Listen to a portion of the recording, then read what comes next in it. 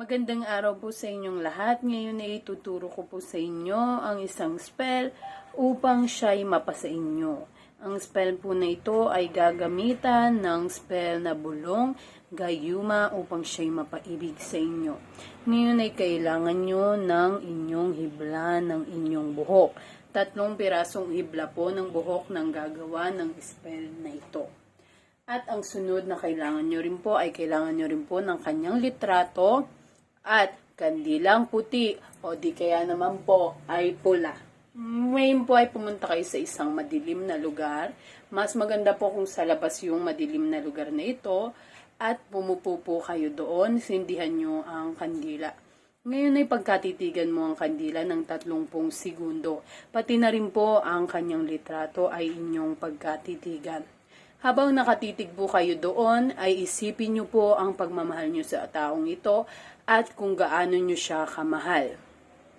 Ngayon, ay kuhanin mo yung kanyang litrato at doon sa likod ng kanyang litrato ay isulat mo ang iyong pangalan ng 3 beses, malalaking letra lang, at sa ibaba noon ay isulat mo ang kanyang buo at totoong pangalan ng 1 beses. At pahiran mo ito ng dugo galing sa iyong sugat o di naman sa iyong kabuuan ng dalaw. Ngayon, kapag tapos mo na ito, ay usalin mo ang salitang ito. Ang mga salitang ito ngayong gabi, mapapasa akin ka. Sa tulong nila ay mapapasa akin ka. Iibigin mo ako ng tunay at hindi ako mawawala sa iyong isipan. At ngayon ay sunugin mo ito, pati na rin, isama mo na rin dito. Ipalibot mo muna ang buhok. Ang 3 hibla po ng buhok ay ipaligid mo doon sa ating litrato niya. At suka mo ito sunugin. Maring idikit mo muna gamit ang tape dun sa buhok.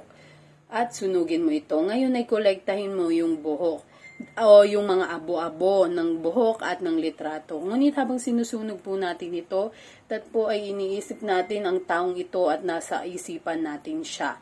Ngayon, kunin mo yung abo, pumunta ka sa ilikod o sa likod ng inyong bahay o di kaya naman ay sa labas ng inyong bahay o kung nasa labas ka na, kuhanin mo ito sa iyong palad at saka mo ito hipan.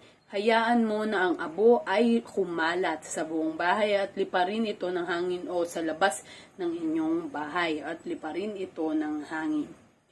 At ngayon, yung kandila po itatago nyo lamang, huwag nyo pong ipapakita kahit kanino.